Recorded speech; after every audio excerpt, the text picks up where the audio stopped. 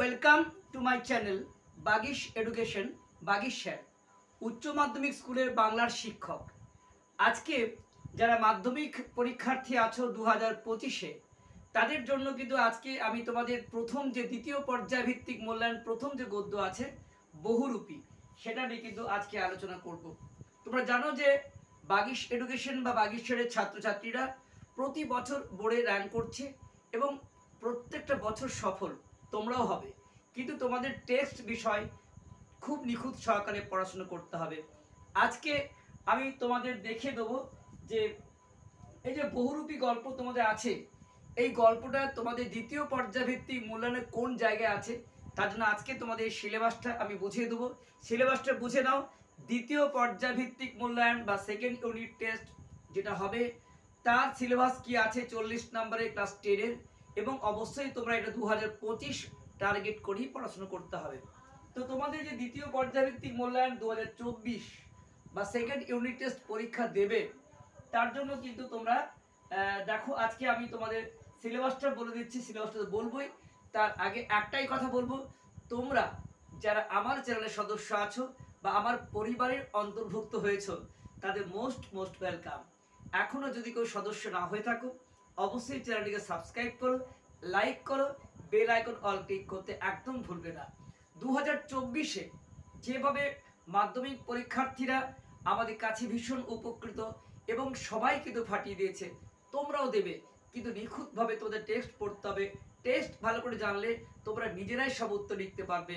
প্রথমেই কিন্তু তোমরা সাজেশন দিকে যাবে না, জানো যে আমাদের সাজেশন পুরোটাই কমন আসে, তবুও টেক্সট তোমাদের পড়তে হবে। আর তোমাদের অবশ্যই বলবো তোমরা কিন্তু ভালো করে সিলেবাসটা জেনে নাও। দ্বিতীয় পর্যায়ভিত্তিক মূল্যায়ন, প্রথম পর্যায়ভিত্তিক মূল্যায়নে পরীক্ষা দেওয়ার শেষ মুহূর্তে অনেকেরই মনে হয় যে এবারটা যেমন হলো দ্বিতীয়বার পরীক্ষায় কিন্তু ফাটিয়ে দিতে হবে। এটা কিন্তু প্রত্যেকটা স্টুডেন্টের কম বেশি মনে হয়, আমারও মনে হতো। তো সে ফাটিয়ে দেওয়ার জন্য একদম গোড়া থেকে প্রথম থেকে এই তোমরা প্রথম পর্যায়ভিত্তিক মূল্যায়ন হয়তো পরীক্ষা শেষ করেছো, তাই একদম স্টার্টিং পয়েন্ট থেকে তোমরা খুব ভালো করে পড়াশোনা করলে যেমন দ্বিতীয় পর্যায়ভিত্তিক মূল্যায়নে তোমরা ফাটিয়ে দেবে, ঠিক তেমনভাবেই তোমরা মাধ্যমিক পরীক্ষা 2025-এও তোমাদের সাফল্য এবং অবশ্যই 95% অ্যাবাভ মার্কস প্রত্যেকে পাবে। তো চলো আজকে প্রথমে দেখিয়ে নিই যে তোমাদের দ্বিতীয় পর্যায়ভিত্তিক মূল্যায়নে কি আছে সিলেবাস। দেখো প্রথমে গদ্য থেকে আসি। গদ্য থেকে তোমাদের আছে বহুরূপী গল্পটা সুবোধ ঘোষের, আছে তোমাদের পথের দাবি শরৎচন্দ্র চট্টোপাধ্যায়ের উপন্যাস, এই দুটোকে তোমরা গদ্য ধরতে পারো। পদ্য বা কবিতা তোমাদের আছে অভিষেক, এবং অভিষেক তোমরা জানো মাইকেল মধুসূদন দত্ত, এটা কিন্তু আমরা আগের দিনই দিয়েছি, তোমরা দেখে নিও। আর তোমাদের কবিতা আছে প্রলয় উল্লাস, এটা কিন্তু নজরুল ইসলামের লেখা কবিতা। এই দুটো কবিতা তোমাদের পাঠ্য। নাটক থেকে একটাই তোমাদের আছে শচীন্দ্রনাথ মণ্ডলের সিরাজউদ্দৌলা এই নাটকটি, এবং তোমাদের যে কণি বলে উপন্যাসটি আছে সেটা 32 থেকে 50 পর্যন্ত তোমাদের সিলেবাস। আর তোমাদের সমাস এবং প্রতিবেদন, এই হলো ব্যাকরণ নির্মিতির অংশ। তো যাই হোক, তোমাদের স্টুডেন্টদের যে কোনো সমস্যার কথার জন্য আমি তোমাদের আসছি লাইভে 14 এপ্রিল রবিবার রাত্রি 10টায় লাইভে তোমরা অবশ্যই থেকো, এবং তোমাদের অনেক প্রশ্নের মুখোমুখি হচ্ছি আমরা। আর তোমাদের যদি আমার চ্যানেলের অন্তর্ভুক্ত হতে যাও, টেলিগ্রাম চ্যানেল দেখো t.me/বাগিশ এডুকেশন, বাগিশ বি এডুকেশন ই বড় হবে। তোমরা এর মধ্যে যদি অন্তর্ভুক্ত হতে পারো তোমরা কিন্তু মাধ্যমিকের 2025-এর একদম প্রিপেয়ার তৈরি করা স্ট্যান্ডার্ড নোটস তোমরা কিন্তু পাবে সম্পূর্ণ বিনামূল্যে। তাই তোমাদের কিন্তু আগামী দিনে ভালো গাইড পেতে হলে তোমাদের অবশ্যই এই টেলিগ্রাম চ্যানেলে অন্তর্ভুক্ত হও। আর আজকে আমি তোমাদের যে প্রথম গল্পটা আছে বহুরূপী, এটা নিয়ে কিন্তু আলোচনা করব। সুবোধ ঘোষের বহুরূপী লেখা গল্পটির উৎস দেখো, গল্প সমগ্র তৃতীয় খণ্ড থেকে নেওয়া।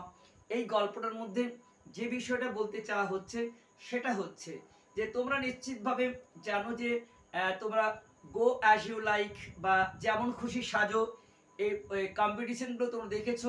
এই প্রতিযোগিতাতে পুরস্কার দেওয়া হয় কে ভালো সাজতে পারে এবং কে ভালো অভিনয় করতে পারে, এই দুটোর মধ্যে কিন্তু তোমাদের মূল্যায়ন করা হয়। আমরা একসময় ছোটবেলা দেখতাম যে অনেকেই বহুরূপী সেজে কালী দুর্গা পাগল টাগল সেজে কিন্তু ভিক্ষা করতে যেত। আমরা কিন্তু মুগ্ধ হয়ে তাদেরকে পুরস্কার করতাম, কেউ বা ভিক্ষাও দিতেন। তা আজকে এই গল্পের মধ্যে মূলীভূত বিষয় এটুকুই যে হরিদা বলে একজন ব্যক্তিত্ব আছে যার মধ্যে প্রতিভা থাকা সত্ত্বেও তিনি ভালো সেলসম্যানে কাজ করতে পারতেন, এত তার নাট্য প্রতিভা আছে, ভালো করে কনভিন্স করতে পারতেন তোমাদের যারা কাস্টমারদের। তবুও ওই ঘড়ি ধরে তার কাজ করা একদম অভ্যেস নেই, তাই সপ্তাহের একদিন কি দুদিন তিনি কিন্তু বেরিয়ে যেতেন ভিক্ষার অর্থাৎ বিভিন্ন সাজে সজ্জিত হয়ে। কখনো সাজতেন একদম উন্মাদ পাগল, কখনো সাজতেন একটা বাইজি, কখনো সাজতেন পুলিশ, কখনো ক্যারিম্যান সাহেব একদম কোট প্যান্ট পরে, কখনো বাউল, কখনো কাপালিক, এই নানা সাজে উনি বেরোতেন এবং পয়সা উপার্জন করতেন। কিন্তু মনে হচ্ছে এই অর্থটা তার জীবনে কিন্তু খুবই কম। একটা নিরিবিল গলিতে তার থাকে আরও 3 বন্ধু, উনুনের মধ্যে জল ফুটতে থাকে, আর চা চিনি দিয়ে চা খায়, আর চাল জুটলে একটু ভাত খায়, নাহলে না খেয়েই থেকে যায়। অভাব তার জীবনে নিত্য সঙ্গী এই হরিদার। এখন ঘটনা ঘটেছে কি, তাদের এক বন্ধু, তোমাদের এই অনাদি আর ভবতোষ নাম পাবে, এবং লেখক সুবোধ ঘোষ, এই নিয়ে 4 বন্ধু। কে কে বললাম? সুবোধ ঘোষ লেখক, আর অনাদি এক বন্ধু, ভবতোষ এক বন্ধু, আর তোমাদের হরিদয়, এই 4 জন বন্ধু আড্ডা মারে একটা শহরে নিরিবিল গলিতে। একদিন এক বন্ধু বলে ফেললো যে এই গ্রামেরই তোমাদের বিখ্যাত জমিদার আছে, নাম তার কি, জগদীশ বাবু। তার বাড়িতে একজন হিমালয় থেকে আগত সন্ন্যাসী এসেছেন। হিমালয় থেকে আগত সন্ন্যাসী যার বয়স 1000 বছরের বেশি, আর তিনি বছরে একটি মাত্র হরিতকি খান। এমন একজন সন্ন্যাসী তার বাড়িতে এসেছে। সেই সন্ন্যাসী তার বাড়িতে চলেও গেছেন, আর তিনি যাবার সময় জগদীশবাবু তাকে একটা ওই কাঠের যে খড়ম আছে তাতে সোনার বোল লাগিয়ে দিয়েছেন এবং তাকে 100 টাকা ঝুলিতে ফেলে দিয়েছেন। এটা শুনে জগদীশবাবু ভাবলেন যে আমি আরও কিছু করে রাখাবো। তো উনি কি করলেন, একদিন সত্যিকারে আমরা দেখলাম যে আরেক সন্ন্যাসী সাজলেন। সেদিনেও কিন্তু উনি 101 টাকা পেয়েছিলেন, কিন্তু উনি কিন্তু পরদিন ওই টাকাটা কিন্তু ফেরত দিয়ে মানে না নিয়ে টাকাটা না নিয়ে চলে আসেন। টাকাটা কিন্তু নেননি, অর্থাৎ তার মধ্যে ভাব চলে এসেছিল তিনি সত্যিই সন্ন্যাসী। কিভাবে হাতে টাকা পেয়েও মাটি তো একদম পুরোপুরি লুটে নেবো চিন্তা ভাবনা করেও আমরা দেখলাম যে হরিদা একদম সেই নাটকীয় চিন্তাতে সাধু একটা ভাব চলে এলো, তাই ফেলে দিয়ে চলে এলেন। এইটাই, এই যে ট্র্যাজিক যন্ত্রণা হাতে পেয়েওটা নিলেন না, সেটাই কিন্তু এই গল্পের মূলীভূত বিষয়। আমরা কিন্তু এই গল্পের প্রত্যেকটি বিষয় নিখুঁত আলোচনা করব। তাহলে গল্পটির বিষয় তোমরা বুঝতে পেরেছ। এই গল্পের মূল নায়ক হরিদা, তার 3 বন্ধু ভবতোষ লেখক সুবোধ মুখোপাধ্যায় এবং অনাদি, এরা শহরে একটা গলি আড্ডা মারে। অভাবগ্রস্ত দিন, এই গ্রামের এক জমিদার জগদীশবাবু, তার বাড়িতে হিমালয় থেকে আগত সন্ন্যাসী, তিনি 100 টাকা আর সোনার বোল নিয়ে চলে গেছেন। আর এটা দেখে মনে হচ্ছে আমিও সন্ন্যাসী সাজবো। হরিদা অনেক কিছু সেজেছেন কিন্তু অভাব মেটেনি, তাই তার ওই জগদীশ বাড়িতেই তিনি সন্ন্যাসী সেজে পেতেন 101 টাকা পেতেন, কিন্তু তা কিন্তু মারিয়ে চলে আসেন। এই দুঃখময় যন্ত্রণা নিয়ে নাটকের পরিসমাপ্তি। আমরা কিন্তু এই গল্পে সেই বিষয়টা নিখুঁতভাবে আলোচনা করব। তোমাদের নিখুঁতভাবে বিষয়টা দুবার বলে দিলাম। এবার তোমরা কিন্তু টেস্টের বিষয়ে চলে এসো, মন দিয়ে ভালো করে লক্ষ্য করো, তাহলে মাধ্যমিক 2025 তোমাদের কেউ আটকাতে পারবে না, তোমাদের অবশ্যই ভালো ফল করবেই।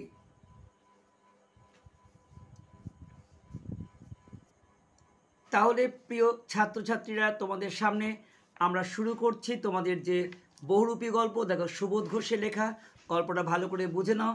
এখানে লেখক প্রথমেই বলছেন, দেখো, হরিদার কাছে আমরা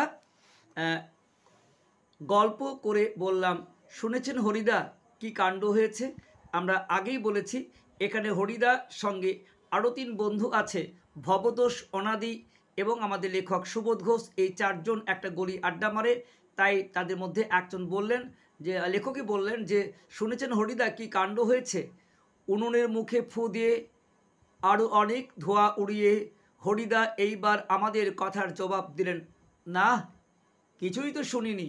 অর্থাৎ হরিদা উদাসীন, এত বড় একটা ঘটনা সেটা কিন্তু হরিদা জানেন না। তাই উনি বিড়ি ফুঁক দিয়ে জীবন পার করে দেন চা খেয়ে, অলসতা করে, আর মাঝে মাঝে বহুরূপী সাজেন। আরে জগদীশ বাবু কী কাণ্ড করেছেন শোনেননি হরিদা? আমাদের একজন বললেন। হরিদা বলছেন, না রে ভাই, বড় মানুষের কাণ্ডের খবর আমি কেমন করে শুনবো? অর্থাৎ জগদীশ বাবুরা খুব বড়লোক বাড়ি জমিদার, আর হরিদার মতো গরিব লোককে কে খবর দেবে, এটাই নাকি হরিদা বক্তব্য। আর আমাকে বা বলবে কে? হরিদা মনে করছেন তার মতো নগণ্য ব্যক্তি কে বলবে। তারপরে দেখো, 7 দিন হলো এক সন্ন্যাসী এসে জগদীশ বাবুর বাড়িতে ছিলেন, আপনি জানেন না? আরে খুব উঁচু দরে সন্ন্যাসী, হিমালয়ের গুহাতে থাকেন, আর সারা বছরে শুধু একটি হরিতকি খান, এই ছাড়া আর কিছুই খান না। সন্ন্যাসীর বয়সও 1000 বছরে বেশি হবে বলে মনে হয়। তো যে ব্যক্তির বয়স 1000 বছরে বেশি, ভেক নালে ভিক্ষা মেলে না। যে ব্যক্তি হরিতকি খান বছর একটি, ভেতরে ভেতরে ঝুড়িতে কী আছে কী খাচ্ছে কেউ দেখে না, উপরে প্রকাশ করছেন আমি একটি হরিতকি খাই, বয়স পেরিয়ে গেছে 1000-এর বেশি, গুহায় থাকি, তাহলে তার প্রতি ভক্তি তো মানুষের গদগদ হবেই। হরিদা বলছেন, আরে সন্ন্যাসী কি এখনো আছেন? না, চলে গেছেন। আক্ষেপ করেন হরিদা। আক্ষেপ মানে কি? দুঃখ করছেন। থাকলে একবার পায়ের ধুলো নিতাম, যদি উনি থাকতেন তাহলে একবার ওনার পায়ের ধুলো নিয়ে আসতেন। কারণ ব্যক্তিটির ট্যালেন্ট আছে, প্রতিভা আছে। মানুষকে কিভাবে প্রতারণা করে, 1000 বছর বয়স, বছর হরিতকি একটি মাত্র খায়, আর কিছু খায় না, এ তো ভগবানের ঊর্ধ্বে। তাই বলছেন আক্ষেপ কোন হরিদা, এ থাকলে এবার পায়ের ধুলো নিয়ে আসতাম। চলে গেছেন, কাজে কিচ্ছু করার নেই। তা পায়ের ধুলো কি পেতেন, এটা প্রশ্ন। তার উত্তরে বলছেন তা পেতেন না হরিদা। কি পেতেন না? তার পায়ের ধুলো পেতেন না। কেন পেতেন না? আরে ওটা তো ভয়ঙ্কর দুর্লভ জিনিস, উনি সবাইকে পা ছুতে দেন না।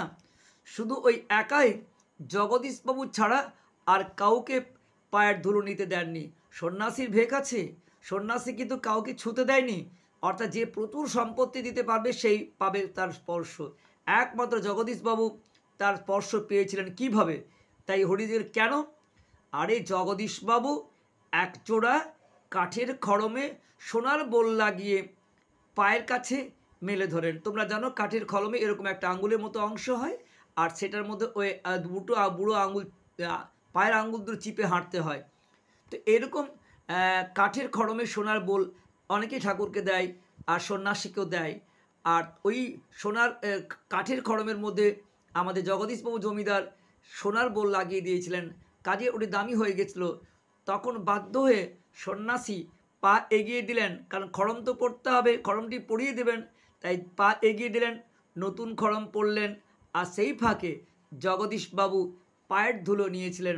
অর্থাৎ যখন পা আগিয়ে দিয়েছিলেন, আর সেই মুহূর্তে খড়ম পড়াতে গিয়ে আমাদের হরিদা আমাদের জগদীশবাবুর তার সন্ন্যাসীর পায়ের ধুলো নিয়েছিলেন।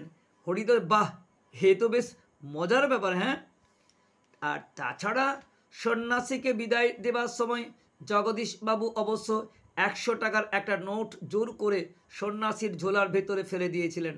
মনে রাখবে, এই 100 টাকা হরিদাও আদায় করেছিলেন, ওটা কিন্তু 101 টাকা, আর এটা 100 টাকা। এটা কিন্তু তোমরা ভালো করে গুলিয়ে যাবে না যে হিমালয় থেকে আগত সন্ন্যাসীকে জগদীশবাবু দিয়েছিলেন কত? 100 টাকা, আর হরিদাকে পরবর্তী অংশে পাবে 101 টাকা। যাই হোক, 100 টাকার একটা নোট জোর করে ঝোলার ভেতরে ফেলে দিলেন ওই সন্ন্যাসী হাসলেন আর চলে গেলেন। তাহলে এবার তোমরা বলো কি পেল ওই হিমালয় থেকে আগত সন্ন্যাসী? নিশ্চয়ই পেলেন 100 টাকা, নিশ্চয়ই পেলেন তোমার ওই সোনার বোল দুটি খড়ম, আর কি খেয়েছেন বছরে? একটি হরিতকি। বয়স কত? 1000 বছর। এগুলো কিন্তু মনে রেখো। পাশাপাশি গল্প শুনে খুব গম্ভীর হয়ে গেলেন হরিদা, চুপচাপ হয়ে গেলেন, অনেকক্ষণ চুপ করে রইলেন। আমরা কি করছি বা না বলছি সেদিকে হরিদার কোনো কান নেই। হরিদার উনুনের আগুন তখন বেশ গনগনে হয়ে জ্বলছে। আমাদের চায়ের জন্য 1 হাঁড়ি ফুটন্ত জল নামে হরিদা তার ভাতের হাঁড়িটাকে উনুনের মধ্যে চড়িয়ে দিলেন। শহরের সবচেয়ে সরু এই গলিটার ভেতরে, এই ছোট্ট ঘরটাই হরিদার জীবনের ঘর। শহরের সবচেয়ে সরু এই গলির ভেতরেই কিন্তু আমরা জানি হরিদার ঘর। আর আমাদের 4 জনের সকাল সন্ধ্যার আড্ডারও ঘর। চা, চিনি, দুধ আমরাই নিয়ে আসি, আর হরিদা শুধু তার উনুনের আগুনে আছে জল ফুটিয়ে দেন। তাহলে একটা শহরে গলিতে বসবাস, আর সকাল সন্ধ্যা 4 জনে আড্ডা মারে, 4 জনের নাম বলেছি। চা চিনি আমরা আনি, আর হরিদার উনুনে শুধু আঁচে জল ফোটানো হয়। খুবই গরিব মানুষ হরিদা, কিন্তু কাজ করতে হরিদার প্রাণের মধ্যে একটা বাধা আছে। ইচ্ছে করলে যে কোনো অফিসের কাজ করতে পারেন উনি, কারণ এই মানুষটার ট্যালেন্ট আছে বা এই মানুষটার প্রতিভা আছে, তাই তার প্রতিভা আছে। ইচ্ছে করলে কিন্তু হরিদা অনেক কাজ করতে পেতেন, কোনো দোকানে বিক্রিওয়ালা কাজ করতে পারেন, কিন্তু এই ধরনের কাজ হরিদার মোটেই পছন্দ নয়। একেবারে ঘড়ি কাঁটার সামনে সময় বেঁধে আর নিয়ম করে রোজই একটা চাকরি করে যাওয়া হরিদার পক্ষে একদম অসম্ভব। হরিদার উনুনের হাঁড়িতে অনেক সময় শুধু জল ফোটে, ভাত ফোটে না, কেন চাল জোটে না। একঘেয়ে অভাবটাকে সহ্য করতে হরিদার আপত্তি নেই, কিন্তু একঘেয়ে কাজ করতে তার ভীষণ আপত্তি। হরিদার জীবনের সত্যি একটা নাটকীয় বৈচিত্র্য আছে, অর্থাৎ বিভিন্ন তো ক্যারেক্টার, আজকে একরকম ক্যারেক্টার, কালকে আরেকরকম সাজেন, আর সেটাই হরিদার জীবনের পেশা। হরিদার মাঝে মাঝে যে বহুরূপী সেজে, বুঝতেই পারছো, বিভিন্ন রূপ ধরে উপার্জনকে আমরা বহুরূপী বলি। যেটুকু রোজগার করেন তাতেই তার হাড়ির দাবি মিটিয়ে দেওয়ার চেষ্টা করেন, অর্থাৎ পেটটা চলে যায়। মাঝে মাঝে সত্যি উপোস করেন হরিদা। তারপর একদিন হঠাৎ আবার এক সকালে কি সন্ধ্যায় বিচিত্র ছদ্মবেশে অপরূপ হয়ে পথে বেরিয়ে পড়েন। কেউ চিনতে পারে না, আর যারা চিনতে পারে তারা হয়তো 1 আনা 2 আনা বকশিস দেয়, চেনা লোক বটে। আর যারা চিনতে পারে না, হয় তারা কিছুই দেয় না, কিংবা বিরক্ত হয়ে 2-1 পয়সা দিয়েও দেয়। বিভিন্ন প্রকৃতির মানুষ আছে। একদিন চকের বাসস্ট্যান্ডের কাছে ঠিক দুপুরবেলা একটা আতঙ্কের হল্লা বেজে উঠল। সবাই খুব চিৎকার। একটা উন্মাদ পাগল, তার মুখ থেকে লালা ঝরছে, চোখ দুটো কটকটে লাল, তার কোমরে একটা ছেঁড়া কম্বল জড়ানো, গলায় টিনের একটা মালা। পাগলটা একখান ইট নিয়ে তুলে বাসের উপর যাত্রীদের তেড়ে আসছে, আর সবাই চেঁচিয়ে যাত্রীরা 2-1 পয়সা ফেলে দিচ্ছে ভয়ে। অর্থাৎ পাগল সে যে আক্রমণ করেছিল, যার মুখ দিয়ে লালা ঝরছে, যার চোখগুলো লাল, কোমরে ছেঁড়া কম্বল, গলায় টিনের মালা, একটি ইট নিয়ে তেড়ে আসতে সবাই পয়সা দিয়েছিল। একটু পরে বাসের ড্রাইভার কাশীনাথ, এই নামটা মনে রাখবে, বলল, খুব হয়েছে হরি, এই বাস সরে পড়ো, ও তো চেনে, অন্যদিকে যাও, এখানে তো তার পয়সা হয়ে গেছে। তখন সবাই বলে, এটা একটা বহুরূপী, জানলে কিন্তু অনেকে পয়সা দিত না। বাসের যাত্রীরা তখন কেউ হাসে, অর্থাৎ বোকা বনে গেছে, কেউ বিরক্ত হয়, পয়সা খরচা হয়েছে দিত না, কেউ আবার বিস্মিত অবাক হয়ে যায়। সত্যি খুব চমৎকার, পাগল সাজতে পেরেছে তো লোকটা, এটাও কিন্তু কারো কারো মন্তব্য তাদের কাছে।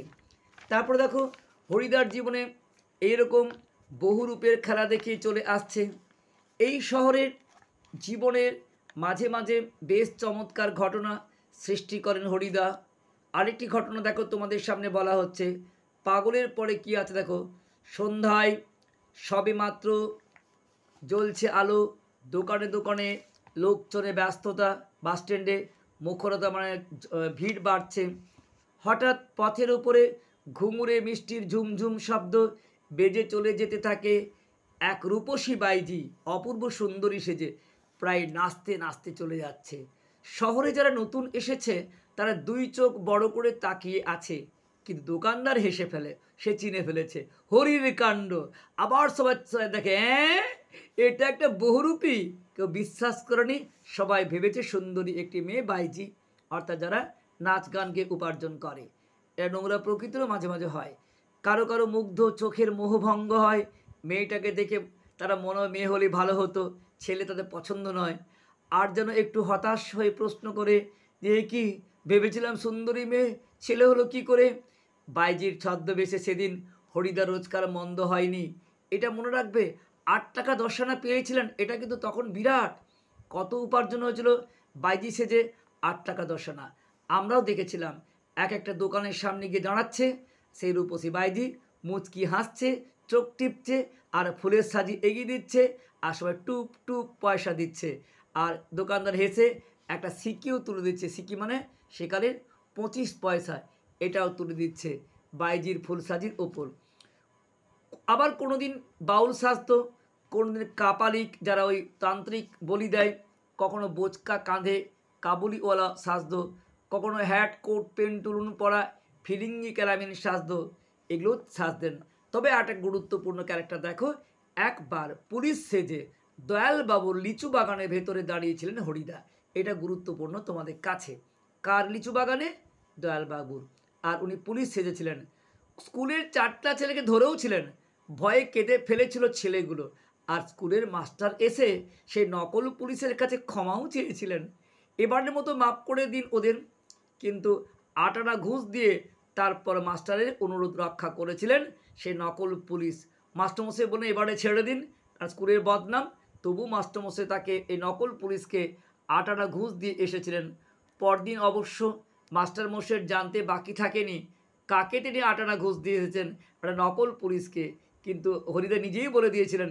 কিন্তু মাস্টারমশাই এতে একটু রাগ করেননি, বরং তারিফ মানে কি, প্রশংসা করেছিলেন। বাহ, সত্যি চমৎকার পুলিশ সেজেছিল হরি। কিন্তু এখন কিন্তু আমরা বুঝতে পারছি হরিদা গম্ভীর হয়ে কি ভাবছেন। সন্ন্যাসীর গল্পটা শুনে কি হরিদার মাথায় নতুন কোনো মতলব ছটপট করছে? ঠিকই, আমাদের সন্দেহ মিথ্যে নয়।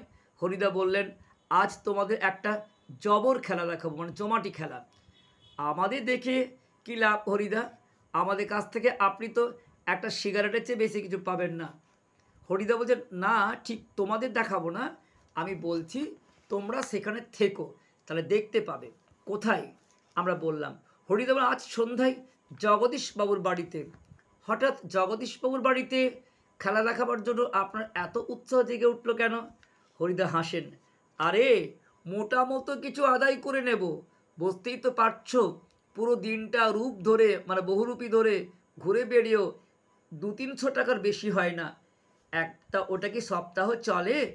একবার বাইজি সেজে অবশ্য বেশি পাওয়া গেছিলো। কত পাওয়া গেল? 8 টাকা 10 আনা। কিন্তু ওতে কি আর হবে? ঠিকই বলেছেন হরিদা, সপ্তাহে বড়জোর একদিন বহুরূপী সেজে পথে বের হন হরিদা। তাহলে কদিন বেরোন? সপ্তাহে বড়জোর একদিন। এটা কিন্তু মনে রেখো তোমরা, সপ্তাহে একদিন ছাড়া লোকে কিন্তু দেবে না ভিক্ষা। কিন্তু তাতে 7 দিনে পেট চলবার মতো কিন্তু রোজগার হয় না। হরিদা বলেন, না, আর কাঙালের মতো, মানে ভিখারির মতো হাত পেতে বকশিস মানে উপহার নেওয়া নয়। এবার মারিত গন্ডার লুটিত ভাণ্ডার, এটা কিন্তু গুলিয়ে যায়। মারিত গন্ডার অর্থাৎ গন্ডার খুব বড় জিনিস, তাই ভাণ্ডারটা লুট করে নেব। এবারে যা ঝেলে নেব তাতে আমার সারা বছর চলে যাবে, অর্থাৎ বেশি করে একটু আমি উপার্জন করে নেব, যাতে প্রতিদিন বেরোতে না হয়। কিন্তু সে কি করে সম্ভব?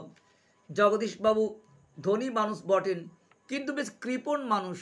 হরিদা একটা যোগী সন্ন্যাসী কি বৈরাগীকে সাজতে দেখে আর কত খুশি হবেন জগদীশবাবু?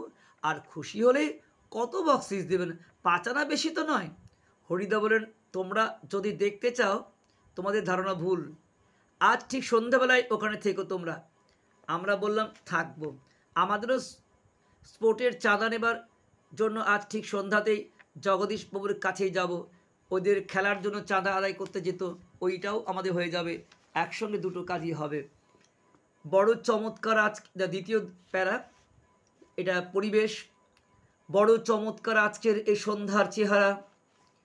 আমাদের শহরের গায়ে কতদিন চাঁদের আলো পড়েছে, কিন্তু কোনোদিন তো আজকের মতো এমন স্নিগ্ধ, শান্ত, উজ্জ্বল কখনো চারিদিকে এমন সুন্দর করে ফুটে ওঠেনি। ফুরফুর করে বাতাস বইছে। জগদীশবাবুর বাড়ির বাগানের সব গাছের পাতাও ঝিরঝির শব্দ করে কি যেন বলতে চাইছে। জগদীশবাবুর বাড়ির বারান্দাতে মস্ত বড় একটা আলো জ্বলছে। সেই আলোর একটা চেয়ারের উপরে বসে আছেন জগদীশবাবু। সাদা মাথা, সাদা দাড়ি, সৌম্য শান্ত জ্ঞানী মানুষ জগদীশবাবু। আমরা আমাদের স্পোর্টের চাঁদার খাতাটিকে জগদীশবাবুর হাতে তুলে নিয়ে দাঁড়িয়ে আছি। চমকে উঠলেন জগদীশবাবু, কিছু দেখেছেন তিনি। আমাদের তাকাচ্ছে না চাঁদার দিকে। বারান্দা সিঁড়ির দিকে তাকিয়ে জগদীশবাবুর 2 চোখ অপলক। অপলক মানে চোখের পাতাও পড়ল না। আমরাও চমকে উঠেছি বই কি, আশ্চর্য হয়েছি, আবার একটু ভয় পেয়েছি। কারণ সত্যি বিশ্বাস করতে পারছি না যে সিঁড়ির কাছে এসে যে দাঁড়িয়েছে তিনি কি সত্যিই হরিদা? ও চেহারা কি সত্যিই কোনো বহুরূপীর হতে পারে? বিশ্বাস হচ্ছে না। জটা জুটোধারী কোনো সন্ন্যাসী নয়।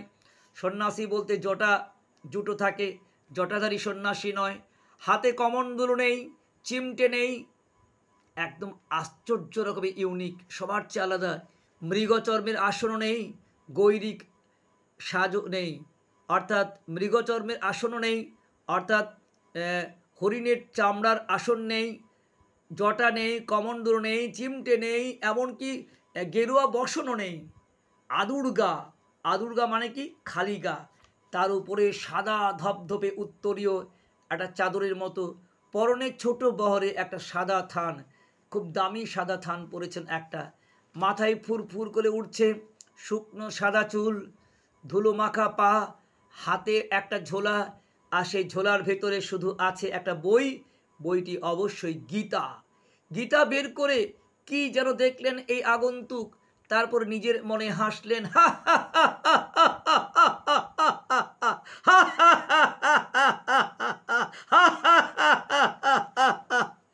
অট্টহাস্য হাসলেন। আগন্তুক এই মানুষটিকে যেন এই জগতের সীমানা ওপার থেকে হেঁটে হেঁটে চলে এসেছেন। শীর্ণ শরীরটাকে প্রায় অশরীরী একটা চেহারা বলে মনে হলো কোনো অশরীর ভৌতিক চেহারা। কি অদ্ভুত, উদাত্ত, শান্ত, উজ্জ্বল একটা দৃষ্টি আগন্তুকের চোখ থেকে ঝরে পড়ছে, একদম ভগবানের মতো। উনি জগদীশবাবু উঠে দাঁড়িয়ে বলছেন, আসুন আসুন। আগন্তুক আবার হাসছেন,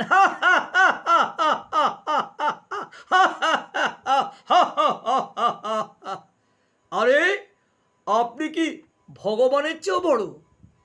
জগদীশবাবু কিছু ভেবেই পেলেন না, বুঝতে পারছেন না, এ কি হাসছেন, আমাকে ধমকাচ্ছেন কেন? কেন আপনি এমন কথা কেন বলছেন মহারাজ? আরে আমি মহারাজ নই, আমি সৃষ্টির একটা ধূলিকণা মাত্র। আর আপনি বোধহয় 11 লক্ষ টাকার সম্পত্তির অহংকারে নিজেকে ভগবানের চেয়েও বড় মনে করছেন, তাই না? আর ওইখানে দাঁড়িয়ে আছেন, হ্যাঁ, নেমে আসতে পারছেন না। এবার বোঝা গেল কেন সন্ন্যাসী মহারাজ রেগে গেছে। অর্থাৎ জগদীশবাবু নিচে নামেননি, ওইখান থেকেই তাকে ডাকছেন, এটাই তার অপরাধ। সেই মুহূর্তে সিঁড়ি ধরে নেমে যান জগদীশবাবু এবং বলেন, আমার অপরাধ হয়েছে, আপনি ক্ষমা করবেন, আমি বুঝতে পারিনি। যাই হোক, আগন্তুক আবার হাসছেন,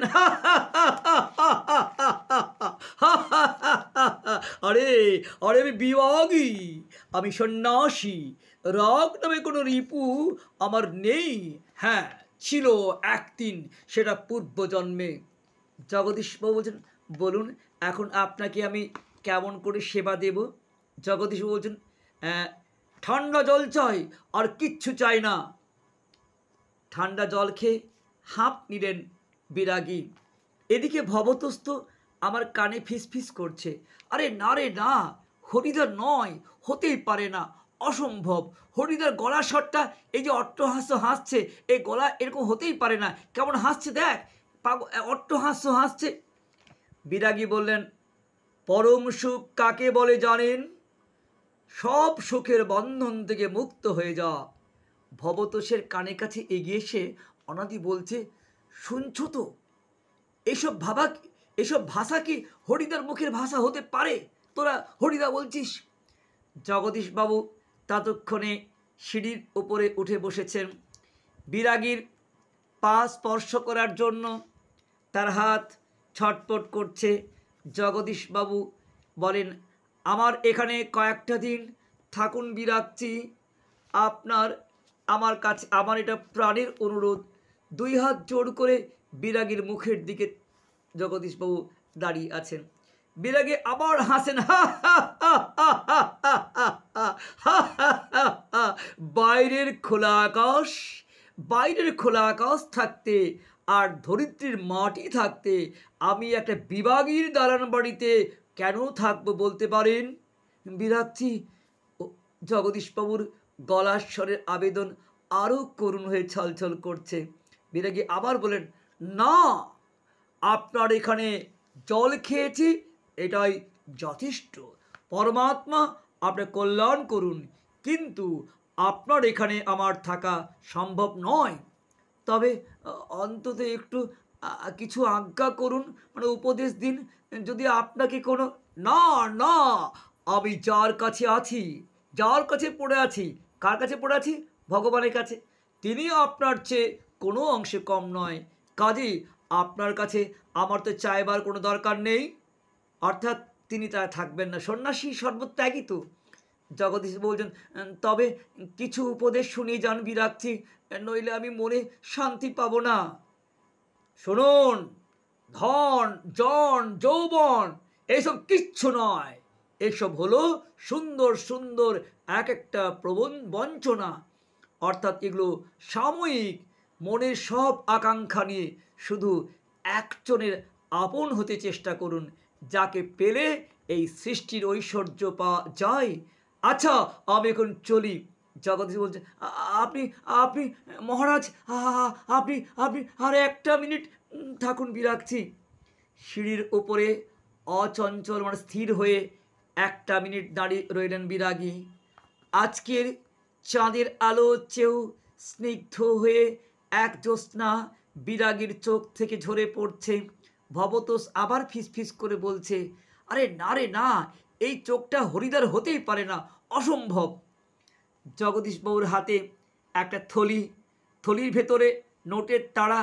বিরাগীর পায়ের কাছে থলিটা রেখে দিয়ে ব্যাকুল স্বরে প্রার্থনা করে বললেন, জগদীশবাবু, এই প্রণামী, এই সামান্য 101 টাকা, মনে রাখবে 101 টাকা, কিন্তু সন্ন্যাসীকে 100 টাকা, এখানে 101 টাকা হরিদাকে দিয়ে প্রণাম করে কি করছেন, আমায় শান্তি দান করুন। এই প্রণামী, এই সামান্য 101 টাকা গ্রহণ করে আমাকে শান্তি দান করুন বিরাগজি। আপনার তীর্থ ভ্রমণের জন্য এই টাকা আমি দিলাম। সঙ্গে সঙ্গে বিরাগজি আবার হাসছেন, আমাকে সম্পত্তি, আরে আরে, আমার বুকের ভেতরটাই তীর্থ, তীর্থের জন্য টাকা কেন? ভ্রমণ করে দেখবার তো আমার কিচ্ছু নেই। আমার অনুরোধ বিরাগজি, আমার অনুরোধ, আপনার তীর্থ ভ্রমণের জন্য এই টাকাটা আপনি নিন। আরে, আমি যেমন অনায়াসে ধুলো মারিয়ে চলে যেতে পারি, তেমনি অনায়াসে সোনা মারিয়েও চলে যেতে পারি, কারণ সন্ন্যাসীরা সর্বত্যাগী, কোনো মোহ মায়া থাকে না। বলতে বলতে সিঁড়ি থেকে নেমে গেলেন বিরাগজি। 101 টাকার থলিটি সিঁড়ির ওপরে রইল পড়ে, সেদিকে ভুলেও একবার তাকালেন না বিরাগজি। দেখো, ভাব চলে এসেছে, এত অভাব, এত দারিদ্র, 101 টাকা পেয়েও উনি গ্রহণ করলেন না, ভাবছে না উনি সন্ন্যাসী হয়ে গেছেন। শেষ স্তবক 3। কি করছেন হরিদা, কি হলো? সবাই চলে এসেছে কোথায় এখন? হরিদার বাড়িতে। হরিদা তো আমার পোশাক টোশাক খুলে বসে আছে। হরিদার কাছে এসে সবাই বলছে, আরে হরিদা, কি হলো, কই? আজ যে আপনি বলেছেন জবর খেলা দেখাবেন, আপনি কি ভুলে গেলেন? গেলেন না, কি করলেন? আজকে সন্ধ্যাটা ঘরে বসে কাটিয়ে দিয়ে গেলেন। এরা ভাবছে যায়নি হরিদা। বলতে বলতে আমরা সবাই হরিদার ঘরের ভেতরে ঢুকলাম। হরিদার উনুনে তখন বেশ গনগন হয়ে আগুন জ্বলছে, উনুনের হাঁড়িতে চাল ফুটছে, আর একটা বিড়ি ধরিয়ে হরিদা চুপ করে বসে আছেন। আমরা দেখতে পেয়ে লজ্জিতভাবে হাসলাম। কি আশ্চর্য! চমকে ওঠে ভবতোষ, হরিদা, এ কি, আপনি তাহলে কি সত্যিই বের হয়েছিলেন? আপনি কি বিরাগী? হরিদা হাসছেন, আরে আরে, আমি তো সেটাই। অর্থাৎ স্বীকার করলেন যে উনি সেটাই। হ্যাঁ রে ভাই, ওই তো সাদা উত্তরীয়টা এখনো পড়ে আছে মাদুরের উপর, ওই তো ঝোলাটা, ওই তো গীতা, সবই রয়েছে। অনাদি বলে, একই কাণ্ড করলেন হরিদা। জগদীশবাবু অত টাকা আপনাকে দেবার জন্য সাধলেন, অথচ আপনি একেবারে খাঁটি সন্ন্যাসীর মতো সব তুচ্ছ করে সরে চলে এলেন। কি করব বলো, ইচ্ছে হলো না তো। শত হোক, কি শত হোক, শত হোক একজন বিরাগী সন্ন্যাসী হয়ে টাকা ফাঁকা কি করে স্পর্শ করি বলো? সন্ন্যাসী হলে ওই ভাবটা চলে আসে, আর তাতে যে আমার ঢং নষ্ট হয়ে যায়। অর্থাৎ হরিদা যে অভিনয়টা করছিল সেটা করতে পারতেন না, তাই উনি টাকা ছেড়ে চলে এলেন। কি অদ্ভুত কথা বললেন হরিদা। হরিদার সঙ্গে এবার আর তর্ক চলে না। আর বুঝতে আমাদের অসুবিধে নেই যে হরিদার জীবনে সত্যি এবার ভাতের হাঁড়ির মাঝে মাঝে পরিবর্তে জলই ফুটবে। অদৃষ্ট কখনো হরিদার এই ভুল ক্ষমা করবে না। ভগবান প্রত্যেক মানুষকে একবার করে সুযোগ দেন, হরিদা সেটা গ্রহণ করলেন না অনাদি বলে। কিন্তু আপনি কি জগদীশবাবুর কাছে আর কখনো যাবেন? চেঁচিয়ে হেসে বললেন, আরে যাবোই তো, আরে না গিয়ে উপায় কি? গিয়ে অন্তত বক্সিসটা তো দাবি করতে হবে নাকি? বক্সিস? ছি ছি ছি ছি, চেঁচিয়ে উঠলেন ভবতোষ। আরে ওটা তো বড় জোর 8 আনা কি 10 আনা? আরও চেঁচিয়ে উঠলেন। হরিদা বিড়ি মুখে লজ্জিতভাবে আবার হাসেন। কি আর করা যাবে বলো, খাঁটি মানুষ তো নই। এই বিরাগীর জীবন, এর চেয়ে আর কি আশা করতে পারে? পুরো গল্পের মধ্যে দেখলে হরিদা তার অট্টহাস্য দিয়ে সবকে জয় করে নিলেন। হাসি আমাদের সব দুঃখকে বরণ করে নেওয়া যায়, এটাই কিন্তু এই গল্পের বিষয়বস্তু। তাহলে প্রিয় ছাত্রছাত্রীরা, তোমাদের কাছে আজকে দেখিয়ে দিলাম, অতি সুন্দর করে তোমাদের প্রাঞ্জলভাবে আমি বিশ্লেষণ করলাম তোমাদের এই যে গল্পটি, অর্থাৎ বহুরূপী। সুবোধ ঘোষের এই বহুরূপী গল্প থেকে অনেক খুঁটি খুঁটি প্রশ্ন আসে। সেই সমস্ত প্রশ্ন নিয়ে আমি অবশ্যই আলোচনা করব। আমাদের অনলাইন অফলাইনে নিয়মিতভাবে ক্লাস হচ্ছে, আমার হোয়াটসঅ্যাপ চ্যানেলে আছে এবং আমার যে টেলিগ্রাম চ্যানেল t.me/বাগিশ এডুকেশন, এখানে তোমাদের নিয়মিত সাজেশন নোটস দেওয়া হবে। অবশ্যই তোমরা এই চ্যানেলে অন্তর্ভুক্ত হও আর ভালো করে তোমরা পড়াশোনা করো। মাধ্যমিক 2025 এবং প্রথম পর্যায় ভিত্তিক মূল্যায়ন 2024 তোমাদের কাছে গুরুত্বপূর্ণ, তাই এই বহুরূপী গল্পটা সুন্দর করে প্রস্তুতি করে নাও। আর তোমাদের আমি আগামী দিনে এর থেকে নোটস সাজেশন সব কিছু দেবো।